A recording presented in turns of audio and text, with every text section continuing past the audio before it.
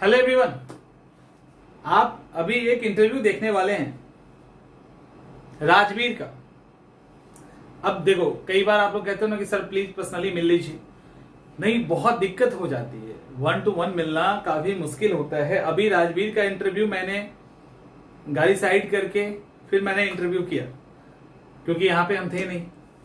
तो अभी राजवीर का इंटरव्यू आप लोग देखिए, इतनी ईमानदारी और इतने अच्छे तरीके से बताया गया है।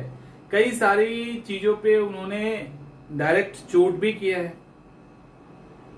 ठीक है, और बहुत ही बेबाक तरीके से, बहुत सिंपल तरीके से चीजों को समझाने की कोशिश की है। तो इंटरव्यू देखिए, उससे बहुत कुछ सीखने को मिलेगा और लाइफ में कैसे संतुष्ट होकर, खुश होकर आगे बढ़ा जाता है, ये भी सीखने को मिलेगा। तो जो और चीजें आप सीखते हैं लाइफ के अंदर, उसके अलावा बहुत कुछ सीखना होता है, क्योंकि जीवन में जॉब हो जाएगा उसके बाद ही खुश होंगे, ऐसा कई लोग मानते हैं।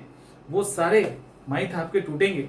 तो आप इस इंटरव्यू को देखिए, बहुत कुछ सीखने को है और वो आप अगर सीख सकते हैं तो सीखिए। वो पढ़ाई में भी काम आएगा और आपके लाइफ को जीने के तरीके में भी आप चाहो तो बदलाव कर सकते हो, चीजों को डाल सकते हैं, ताकि खुश रहना प्रायोरिटी है ना सक्सेस के साथ, वो आपको मिलेगा। तो इंटरव्यू को एंजॉय कीजिए और इसके अलावा कुछ सवाल ऐसा रह जाए तो बताइएगा। मैं कोशिश करूंगा राजवीर के साथ दोबारा इंटरव्यू करने का, अगर कोई सवाल रह गया तो। ओवरऑल वो सवाल जो ट्रेडिशनली नॉर्मली क्या पढ़े ये वो सब ठीक है, क्या क्या होना चाहिए जहां जिसकी बात नहीं होती अक्सर, हाँ वो बात हम इंटरव्यू के दौरान करते हैं स्टूडेंट से, वही बात इनके साथ की गई है। तो समझने की कोशिश कीजिए और देखिए आपके काम का है कि नहीं। कॉन्ग्रेचुलेशन।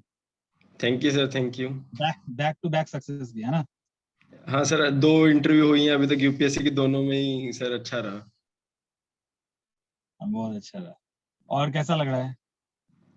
सर अच्छा लग रहा है सर, मतलब एक वो सीआईएसएफ का ही टारगेट था और वो मिल जाएगी सर इस रैंक पे, तो अच्छा हो गया। अब वो तो मिल रही है एकदम से, और वो सबसे बढ़िया माना भी जाता है ना। हाँ जी सर। लेकिन हाँ बताओ। अभी सर बाकी सूरत में सर पोस्टेड हूँ सर, वहाँ पे हम्म। पता चल रहा है मेरे को, रिकवरी का काम दिया हुआ है और वो भी अच्छा एक्सपीरियंस है, वो ईपीएफओ में। तो हाँ, वही मैं पूछने वाला था कि पुराने जॉब में मजा आ रहा था।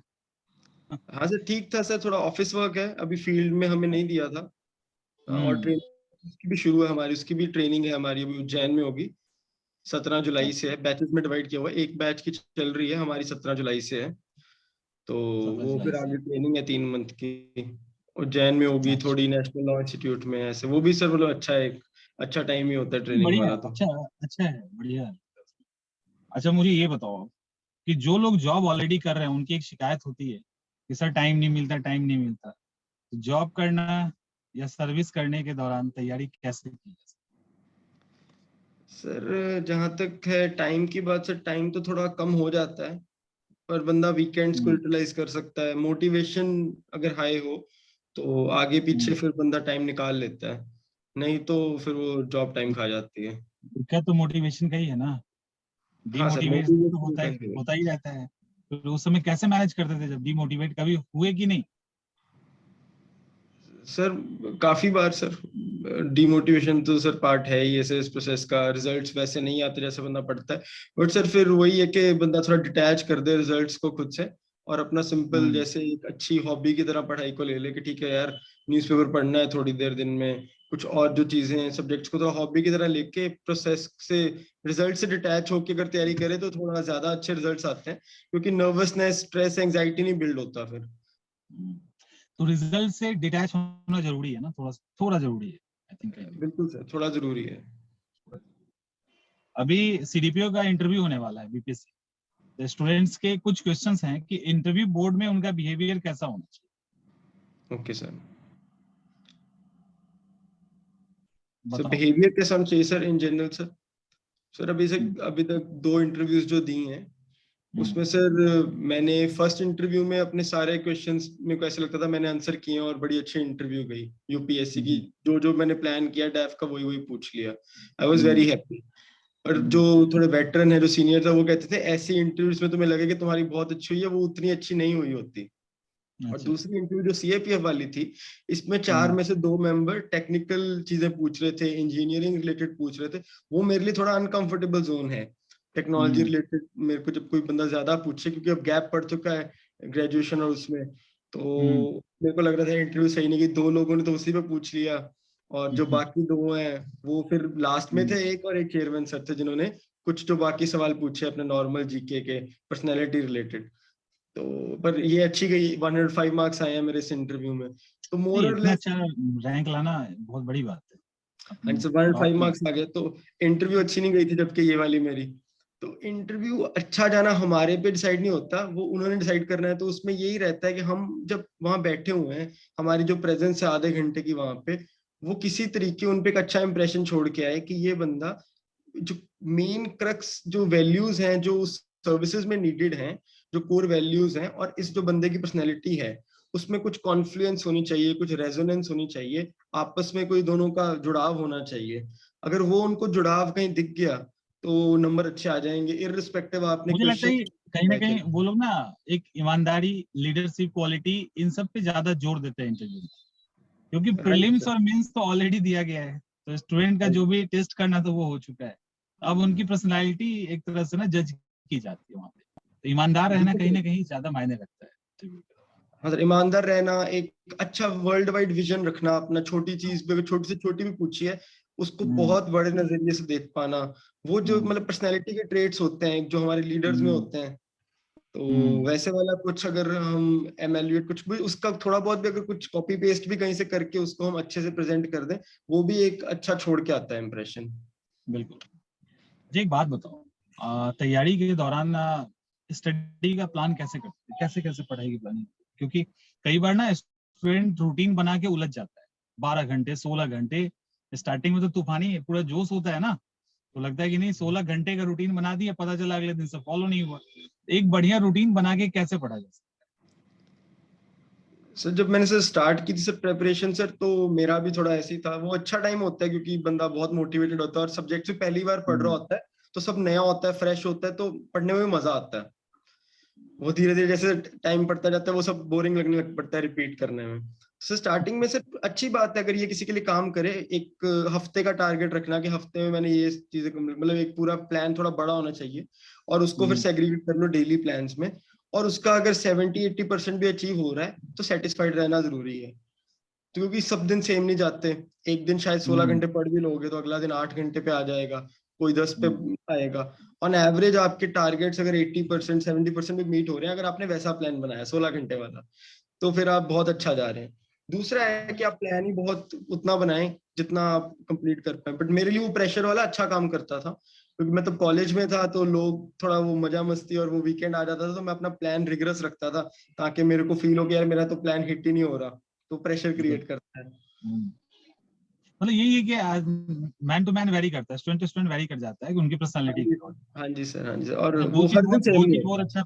दो चीज बहुत अच्छा बताया, मैं स्टूडेंट को भी बता देना चाहता हूँ। पहला, प्रेशर रिलीज करना है या प्रेशर कम करना है तो रिजल्ट से डिटैच होना ज्यादा जरूरी है, इतना ज्यादा नहीं सोचे, है ना। और दूसरी अच्छी बात ये कही कि हम 16 घंटा 18 घंटा जितने का प्लान बनाए, अगर 70% के आसपास भी हो जाता है तो दिमाग के अंदर ये ना लाए कि 30% अनसक्सेस हो गया, क्योंकि वही तो कहीं ना कहीं कॉन्फिडेंस लूज करता है ना। तो हाँ ये जी लगना चाहिए कि नहीं 70% तो हमने कर लिया है। हाँ सर, ये तो उतने से। अच्छी बातें थी। हाँ जी सर, उतने से क्योंकि रिजल्ट अचीव हो जाता है, कितना ही नंबर चाहिए अपने जितने भी कॉम्पिटिटिव हाँ। एग्जाम है, 60% हम्म अगर ओवरऑल हिट कर दे सिविल सर्विसेज को छोड़ के, हम्म तो बहुत हम्म अच्छा हो जाता है। जैसे जो ईपीएफओ मैंने किया था और ये किया था, हम्म 60% हम्म। मार्क्स के साथ बहुत अच्छा रिजल्ट आ जाता है। अच्छा, अभी तो एग्जाम होने वाला है पीएफओ का। हाँ सर, फिर अगला भी आया पड़ा है सर, वो अभी जस्ट 20-25 डेज में है। कुछ ही दिन में होने वाला है। अच्छा एक बात बताओ और, अभी जो बताया कि नया में पढ़ने में तो बहुत अच्छा लगता है, धीरे धीरे करके वो बोरिंग होने लगता है थोड़ा सा रिवीजन। ये सबसे बड़ी मतलब सबसे बड़ा क्या है ना कि रिवीजन करना पसंद नहीं आता लोगों को, और होता ही है, मुझे भी नहीं पसंद था ज्यादा। तो रिवीजन करने का इम्पोर्टेंस कितना है, और रिवीजन को थोड़ा इंटरेस्टिंग कैसे बनना, दो क्वेश्चन। सर रिवीजन में सर आपको थोड़ा बहुत कुछ फिर ना स्टडी ग्रुप और टेस्ट पे ज्यादा रिलाई करना चाहिए, कि आप एक कोई दोस्त हो जिनके साथ आप क्रॉस क्वेश्चनिंग कर सकें, तो उससे वो बुक रिवाइज हो जाती है, बुक नहीं पढ़ना। बट हमें क्या होता है, एक ह्यूमन टेंडेंसी है, हमें ऐसे एनवायरनमेंट बड़ा किया जाता है कि हमें होता है कि यार ठीक है, किसी के सामने हम अपने आप का बेस्ट वर्जन देना चाहते हैं, तो बंदा उस बहाने पढ़ लेता है, उस बहाने बुक खोल लेता है। पेपर के लिए नहीं खोलेगा, उसको लगेगा आती है, बट वो सामने वाला अगर क्वेश्चन पूछने वाला है, क्विज होने वाला है, तो पढ़ लेगा। या फिर जब टेस्ट हम छोटे छोटे रखते हैं, वो भी एक अच्छा असेसमेंट का तरीका हो जाता है। टेस्ट करने के बाद बुक खोलनी पड़ सकती है, टेस्ट में अच्छा स्कोर नहीं आए तो उस बहाने रिवीजन हो जाती है थोड़ी थोड़ी। और तीसरा सर, आजकल ऑनलाइन बच्चे पढ़ा भी सकते हैं, जिनको है कि यार बहुत टाइम हो गया है और लगता है कि तैयारी अच्छी हुई है, वो किसी कोचिंग के साथ एसोसिएट हो सकते हैं, कहीं से भी थोड़ा बहुत कंट्रीब्यूशन पढ़ाई कराएंगे तो पढ़ाई हो भी जाएगी। वो भी एक रह सकता है तरीका। बिल्कुल।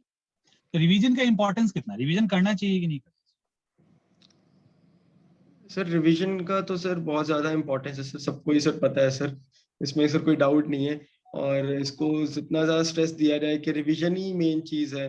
अपने को जो सवाल देखा हुआ है, जो पढ़ा हुआ है, वही वहां पे करना है, कोई तुक्केबाजी तो करके नहीं आनी। तो उसके लिए रिवीजन बहुत जरूरी है, वाइड हमारा सिलेबस रहता है। नोट्स का, अपने नोट्स का कितना इंपॉर्टेंस है और कैसे बनाए उसको?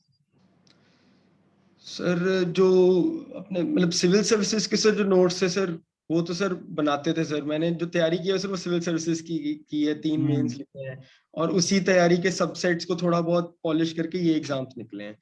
तो सर नोट्स तो सर जरूरी हैं, बट वो भी पर्सनल उस पे है। जब मैं स्टार्टिंग किया तो न्यूज़पेपर के नोट्स में बनाता था, फिर उसको लेकिन मैं 1 पेज के नोट बनाता था, 1 पेज का ही नोट्स बनाऊंगा, ताकि मेरे को एक फीलिंग रहती थी कि मैंने कुछ जो न्यूज़पेपर के नोट्स नहीं बना रहा, उससे मेरे को है जबकि मैं बना रहा हूँ। लेटर ऑन वो मेरे लिए नहीं, मेरे को इंपॉर्टेंट लगा, मैंने छोड़ दिया। तो नोट्स चाहिए, बट वो अपनी प्रेपरेशन के लिए चाहिए, उसका बहुत ज्यादा रोल नहीं है। आजकल कोचिंग वाले बहुत मेहनत कर रहे हैं, अगर सीधा उठा के रिवाइज भी करें उससे, जैसे अपना जो वो ईयरली निकलती हैं लास्ट में, दे कैन ऑल्सो हेल्प। ठीक है, ये भी अच्छी बात है। और कई जॉब करने के कुछ लोग ये कहते हैं कि जॉब कर रहे हैं, कई बार पता है, कई बार ऐसा हुआ सिविल सर्विस की तैयारी में, मेरे कई दोस्त भी हैं, उन लोगों ने यही असिस्टेंट कमांडेंट का पोस्ट छोड़ दिया यूपीएससी की तैयारी के लिए कि नहीं, मेरा लगा बैक टू बैक निकल ही रहा है तो इस बार मैं निकाल ही दूंगा। ऐसे कई सारे एग्जाम्पल है कि नौकरी छोड़ के तैयारी करते हैं। ये क्या होना चाहिए, या तैयारी उस दौरान किया जा सकता है? क्योंकि ये मैं क्यों पूछ रहा हूँ, क्योंकि 3-4 मेरे पास और भी ऐसे स्टूडेंट हैं जिनका लगातार ये चीजें आ रही है कि सर जॉब के साथ नहीं हो पा रहा, जॉब के साथ नहीं हो पा रहा, क्या करे, छोड़ दे ऐसे। तो डायरेक्ट तो सजेशन देना बड़ा मुश्किल काम हो जाता है। लेकिन एक तरफ एसआई की ट्रेनिंग करते हुए लोग डीवाईएसपी बन रहे हैं, तुमने भी जॉब करते हुए निकाला है, तो ये भी एग्जाम्पल्स है। तो मुझे लगता है कि क्या होना चाहिए यहाँ पे, मतलब सोच के अंदर कहीं ना कहीं लगता है कि सोच में दिक्कत। सर आजकल सर हमारा ना सबका मोनो फोकस है सर, कि आईएएस ही निकालना है या वो सब निकालना है। एक हमारी सोसाइटी ने हमें उस पे किया सर, मेरे को एक्चुअली नॉक कर रहा है, I will come in a second sir. हाँ, सॉरी सर।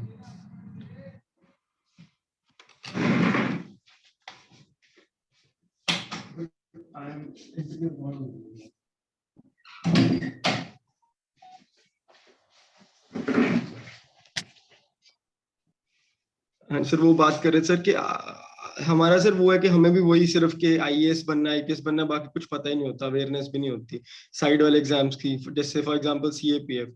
और उसमें भी सर जो सीआईएसएफ प्रोवाइड करता है, वो भी अवेयरनेस नहीं होती लोगों को कि एक सिविलियन पुलिस जैसे ही काम करने वाली एक सर्विस भी है, बिल्कुल नहीं। पैरामिलिट्रीज में भी।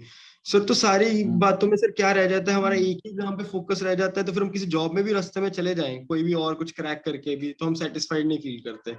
सर ये बहुत बड़ी दिक्कत है सर, क्योंकि एट द एंड सर सब एक एग्जाम ही है, क्रैक करने के बाद एक बोरिंग लाइफ ही है, चाहे वो कुछ भी क्रैक कर लो, कोई भी बंदा कुछ भी बन जाए।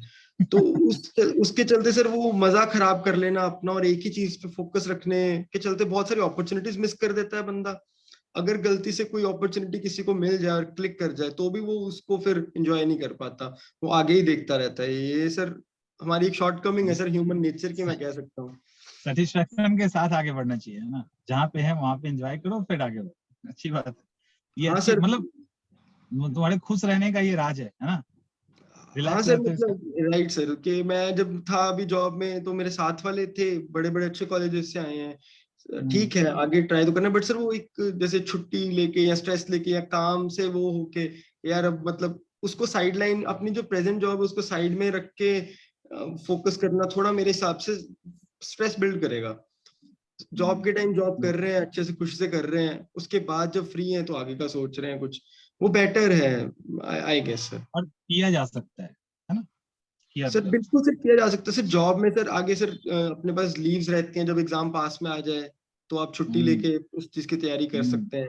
और डे टू डे लाइफ में सर रोजाना सर बहुत टाइम होता है सर, हम आजकल सर इंस्टाग्राम सोशल मीडिया पे इतना टाइम वेस्ट करते हैं, बिल्कुल तो वो बिल्कुल बिल्कुल।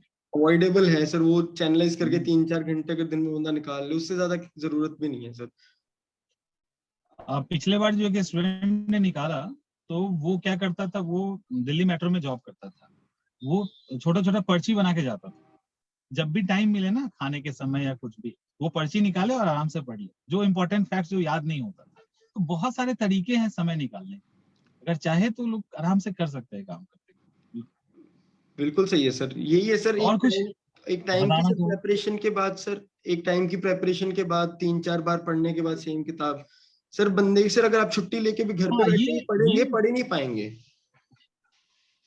क्योंकि बिल्कुल। सर मैं यही कहना चाहता हूँ, मैं ये पूछना चाहता हूँ, जैसे मान लो एक किताब को अगर कोई स्टूडेंट 4 साल से पढ़ रहा है, सेम बुक है, वही हिस्ट्री की किताब, पॉलिटी की किताब, ज्योग्राफी की किताब, तो फिर एक टाइम के बाद तो ये होता होगा ना कि 50-60% कमांडेबल हो गया, ऐसा तो होता ही होगा किताबों के अंदर, इतना हमने जान लिया है।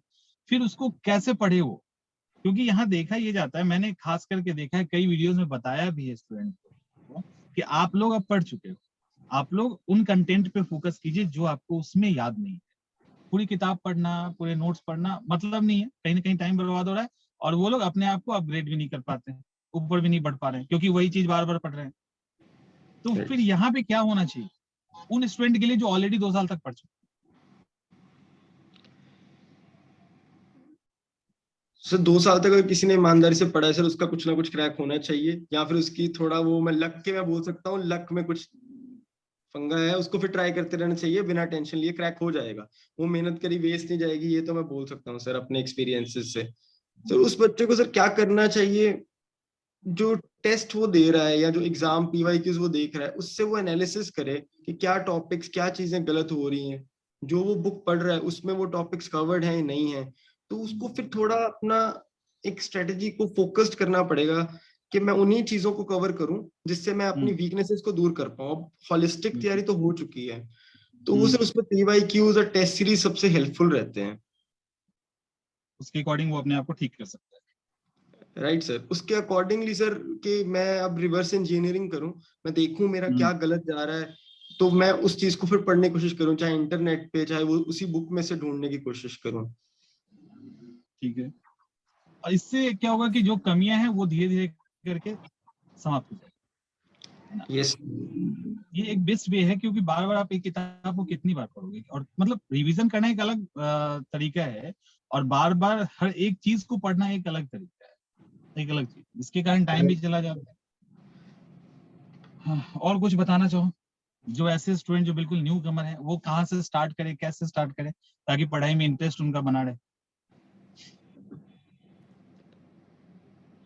सर जो बिल्कुल न्यू कमर है सर, वो अपना एक किसी भी एक टॉपर की स्ट्रेटजी ना सुने, कुछ भी एक कोचिंग पे ना जाए, वो अपनी हम्म। स्ट्रेंथ्स और अपनी वीकनेसेस का एनालिसिस करे कि वो किस चीज में हम्म। अच्छा है। नोट मेकिंग में अच्छा है तो वो हम्म। नोट्स बना के पढ़ेगा। हम्म। अगर उसकी मेमोरी फोटोग्राफिक मेमोरी है, पिक्चर बिल्कुल उसके दिमाग में छप जाती है, तो वो चाहे हम्म। बुक से पढ़े और अंडरलाइन करे तो भी चलेगा। तो वो अपने हिसाब से सबकी स्ट्रेटजी सुन के, अपनी जो उसको सेल्फ रिफ्लेक्शन है, अपनी जो अंडरस्टैंडिंग है खुद की, उसको लेके चले और फिर प्लान करे। और जब वो फिर प्लान करेगा, फिर उसके रिजल्ट्स जल्दी आएंगे। फिर वो भीड़ का पार्ट नहीं बनेगा जो सब बल्क तैयारी कर रहा है और जिसका दिक्कत क्या रिजल्ट है ना कि दिक्कत क्या है ना कि लोग ब्लाइंडली, स्टूडेंट्स जो नए हैं ना, वो ब्लाइंडली फॉलो करने लगते हैं। ब्लाइंडली फॉलो करने के पहले ये तो सोचना पड़ेगा ना उनको भी, कि हमारी पर्सनालिटी के साथ सूट करता है कि नहीं, हम उसे पढ़ सकते हैं कि नहीं। मतलब ऐसे ऐसे स्टूडेंट्स हैं जो उनके बहुत अच्छी आदत, सुबह 4 बजे उठना, मतलब एक्सरसाइज करना, उसके बाद पढ़ना। कुछ इंटरव्यूज के पीछे पड़ गए, और उनको लगा कि नहीं यार, नाइट स्टडी काफी अच्छी होती है, पूरा उनका जो क्लॉक है, बायोलॉजिकल क्लॉक, उल्टा हो गया। तो कई बार होता है ये ब्लाइंड फॉलो करना होता है, ये जो कि सही नहीं है। सर वो सर मतलब मेरे को तो लगता है सर, जैसे हाँ आपने बहुत सही बोला कि रात को पढ़ना है तो वो तो मजबूरी की पढ़ाई होती है जो रात को होती है। अगर एक्चुअली दिन में सही से बंदा पढ़ रहा है सुबह उठ के, वो बेस्ट है। वो कॉलेज में जाके हम लोगों की खराब हो जाती है, क्योंकि कॉलेज में हम पढ़ते नहीं है, वो बिल्कुल लास्ट में पढ़ना है, तो लास्ट में तो अब रात जगना ही पड़ेगा, मजबूरी है। तो वहां वो हाँ, एक ये सही है। पैटर्न हम लोग खुद ही अपना खराब किया होता है हम लोगों ने। एक्चुअल नेचुरल बायोलॉजिकल क्लॉक तो सर वही है, सुबह 4 बजे उठना हम्म, चाहिए।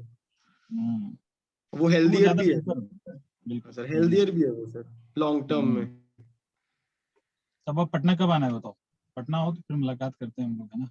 सर जरूर सर, आप लोगों ने सर बहुत सर हमेशा हेल्प की है सर, जब से कनेक्टेड हूँ, गाइडेंस सर। और कुणाल सर तो कनेक्टेड रहते ही हैं मेरे से, वो तो एक छोटे भाई की तरह ट्रीट करते हैं। तो मेरे को सर ये सब अवेयरनेस ही नहीं थी सर साइड वाले एग्जाम्स की। मैं भी सर वही इंसान था जो बस आईएएस तो रास्ते में इधर उधर और चीजें जो इक्वली गुड है उनको हम इग्नोर कर देते हैं, वो भी बहुत दिक्कत है। तो मेरे को तो अच्छा आज लगा कुणाल था। Okay sir. नहीं, काफी अच्छा लगा। और अब आगे बढ़ना है या बस यही रुक जाना है? सर एग्जाम सर मैं देता रहता हूँ सर, मैं वो नहीं कहूंगा सर के जैसे अभी हरियाणा का था प्रीलिम्स, तो हम्म, मैं उस हिसाब से मैंने प्लान किया और मैं घर हम्म, आया। घर भी 4 मंथ बाद विजिट हुआ मेरा, तो मैंने दिया एग्जाम और लकीली क्रैक भी हो गया। मेंस है सर उसका 12-13 को, दे दूंगा सर मैं। पर वो एक पार्ट ऑफ लाइफ है सर कि ठीक है थोड़ा और कुछ मैं अच्छा उससे तो हम्म। मैं कर भी नहीं सकता ना सर के। एक ठीक है फोकस्ड रहता हूँ, डिसिप्लिन रहता हूँ, तो एग्जाम्स देता रहूंगा, नहीं, but sir I am satisfied with ये दिस बहुत अचीवमेंट। मैंने अच्छी बात है और ये सीखनी चाहिए सबको कि आप जहाँ हैं पहले वहां खुश रहिए। क्योंकि अब लाइफ में तो जब भी जहां पे भी रहोगे वहीं से आगे दिखेगा कुछ ना कुछ। फ्रस्ट्रेशन तो आता रहेगा अगर कुछ इस तरह के नेचर हैं हमारे पास, है ना? अह, एक मिनट रुक जाना।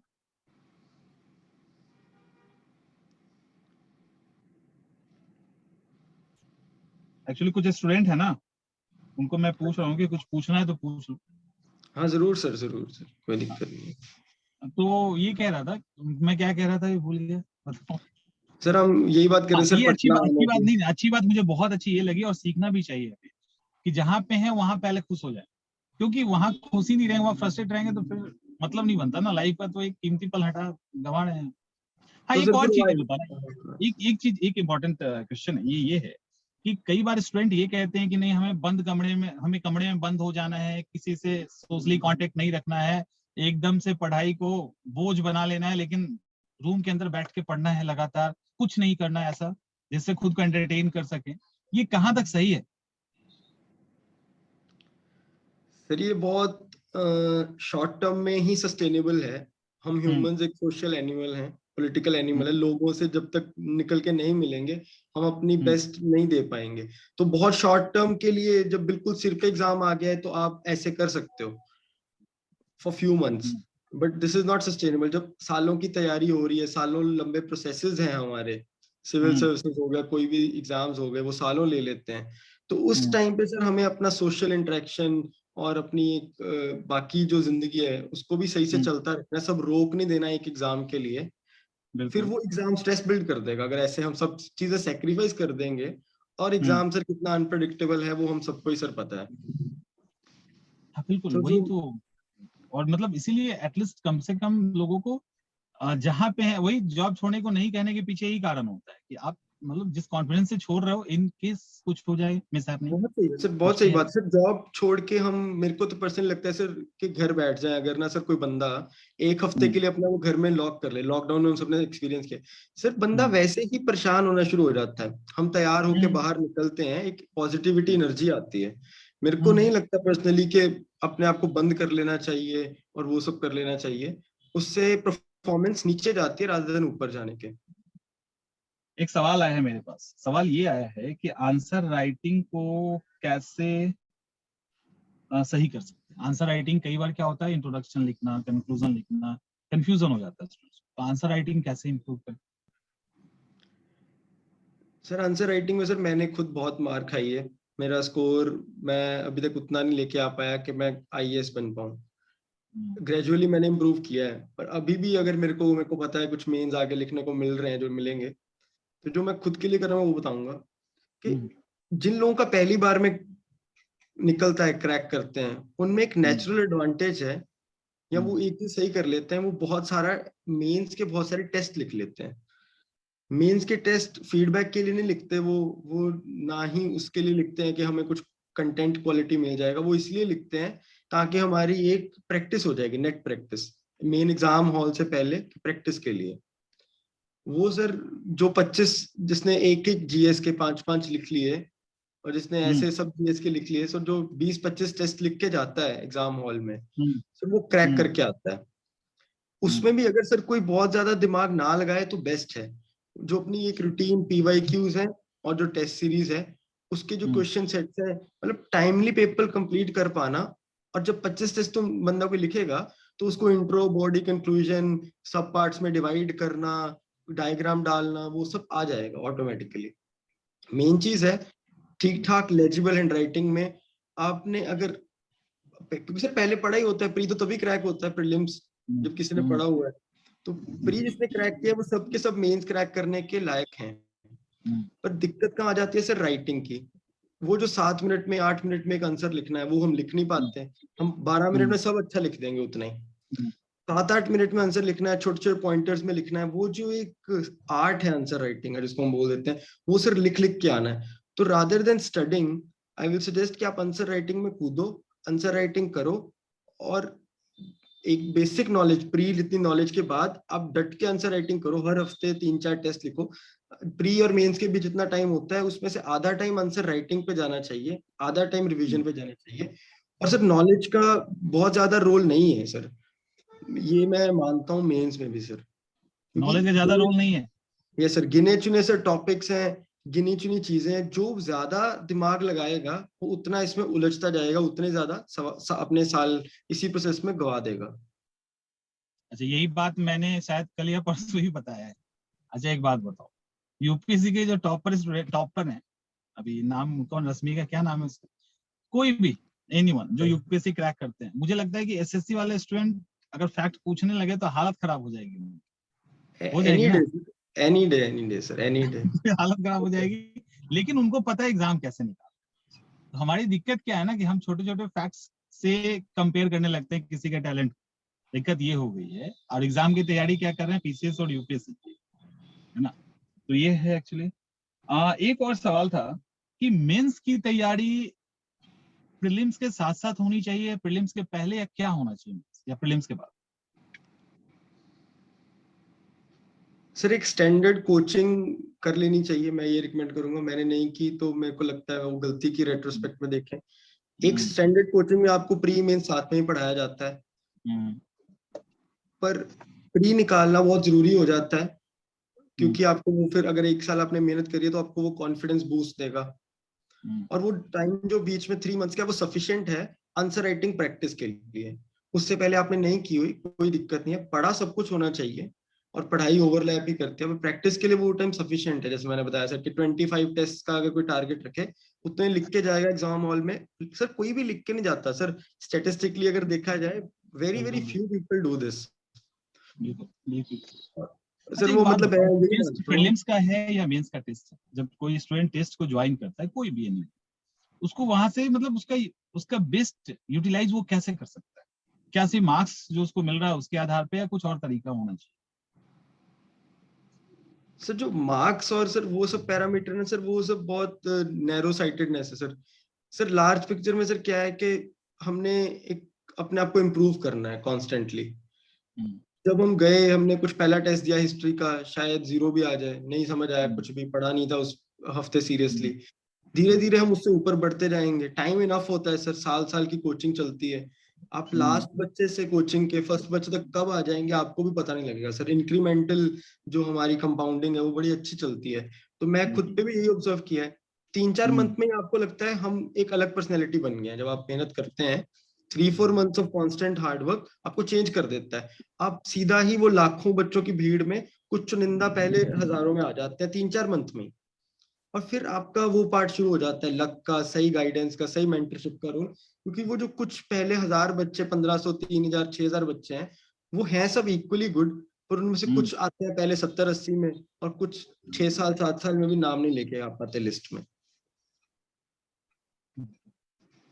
आप में से जो भी ज्वाइन किए हैं कुछ पूछना चाहते हो? प्रिया, सुल्ताना, प्रियंका, कुछ पूछना है किसी को? तो माइक ऑन कर लीजिए और पूछिए। Sir, what was your interview strategy? Interview strategy, First interview, of all, congratulations. Thank Great you success. Interview के लिए मेरा एक ही अप्रोच था कि मैं अपना बहुत ज्यादा मैंने कुछ प्रेपरेशन नहीं करी थी उसके लिए, जैसे डैफ और वो सब डिटेलिंग मैंने इतनी नहीं की थी। मेरी जीके अच्छी है और मैं मतलब एक बार पहले भी दे चुका था इंटरव्यू, तो मेरे को बेसिक नॉलेज थी चीजों की। इस बार के लिए मैंने एक ही चीज करी थी कि मैं जो अपनी स्ट्रेंथ्स हैं उनको लिस्ट डाउन करूं, जो जिंदगी में जो जो चीजें मैंने करी हैं और जो सीएपीएफ असिस्टेंट कमांडेंट में मैं सोच सकता हूँ अपनी नॉलेज से क्या क्या होना चाहिए, वो सब लिस्ट डाउन करूं। और उन दोनों में कोई ना कोई इंटरकनेक्शन बिल्ड होना चाहिए। फॉर दैट मैटर मैं अपना बताऊं तो मैं थ्रू आउट बड़ा पढ़ाई में कंसिस्टेंटली मैंने मेरिट दिखाई है, from being NTSC scholar to joining prestigious institution up till अभी तक बहुत अचीवमेंट्स हैं। तो हाँ, कंसिस्टेंसी एक ऐसी चीज है जो कि परसिवियरेंस से आती है और फेलियर उसका पार्ट है। तो मैंने अपने मतलब मेरी एक स्टोरी थी कि आपने अपने आपको एक तरह का सैली करना है इंटरव्यू बोर्ड के सामने, उनको लगना चाहिए कि ये बंदा दूसरे से अच्छा है। तो और उनके पास पैरामीटर्स क्या है, उन्होंने वही देखना है कि सीएपी असिस्टेंट कमांडेंट में क्या क्या होना चाहिए। और मैंने अपने आप को जब खुद से एक अपनी सेल्फ स्टडी करी और अपने उसमें दोस्तों की इनपुट्स लिए, पेरेंट्स के इनपुट लिए, अपने जो पास वाले उनके इनपुट्स लेके जब मैंने लिस्ट बनाई तो मेरे को काफी कुछ मिला कि हाँ यार मैं तो डिजर्व करता हूँ उधर होना। तो दैट वाज द रीजन मेरे को लगता है इंटरव्यू मेरा अच्छा चला गया। नथिंग मोर देन दैट, यही मेरी कोर स्ट्रेटजी थी जिसमें सिर्फ मैंने 2 दिन लगाए थे और यही मेरी बैकबोन थी स्ट्रेटजी की। और कुछ One किसी को more पूछना? question, may I ask? हाँ बोलो, पूछो। हाँ, एक और क्वेश्चन ये है सर कि मतलब कितने घंटे ऑन एन एवरेज आप पढ़ते थे, और क्या टाइम घंटों का कंट्रीब्यूशन होता है कि आप कितने घंटे पढ़ रहे हैं और कितना पढ़ रहे हैं उसका ज्यादा वैल्यू होता है? देखिए मतलब पता क्या है, ऐसी पढ़ाई होनी चाहिए कभी कभी कि आपको सेंस ऑफ टाइम ही ना रहे। आप कमरे में घुसे पढ़ने और आपने किताब खोली और आप ऐसे इनग्रॉस होने चाहिए कि 3-4 घंटे निकल गए, आपको लगा यार आधा घंटे निकलना चाहिए था। वैसा जब आप पढ़ रहे हो ना तो आप सही डायरेक्शन में हो। तो फिर घंटे भी मैटर करते हैं, क्वालिटी भी मैटर करती है, पर जो ये एक्सपीरियंस कर पाएगा ना बच्चा, वो दिल लगा के और सही से पढ़ रहा है, ये कोशिश करनी चाहिए। Okay, thank you sir. और किसी को कुछ पूछना है? सर आंसर राइटिंग कैसे इंक्रीज करेंगे? तुम्हारा सवाल हम पूछ लिए हैं प्रिया, वो तो बता दिए सर। तुम्हारा सवाल हम पूछ लिए। और कुछ पूछना है? आंसर बहुत सारे लिख लिख के, टाइम के साथ लिख लिख के, बार बार लिख लिख के ही, मतलब आंसर राइटिंग के लिए आप क्वांटिटेटिव अप्रोच से चलिए कि मैंने एक एक जीएस का 200-200 क्वेश्चन लिखना है और उसमें पीवाईक्यूज और जो कोई मेजर टेस्ट सीरीज है उन दोनों के क्वेश्चन को आप क्वेश्चन बैंक बनाइए, जितना ज्यादा हो सकता है उतना लिखिए। Yes sir, thank you sir. चलिए राजवीर, चलो बहुत अच्छा लगा, और जितनी ईमानदारी से अपनी बातों को रखे हो ना, ये स्टूडेंट के लिए काफी फायदेमंद होगा। 1 मिनट रुक जाइए बस, मैं लोगों को वेटिंग रूम में डालता हूँ।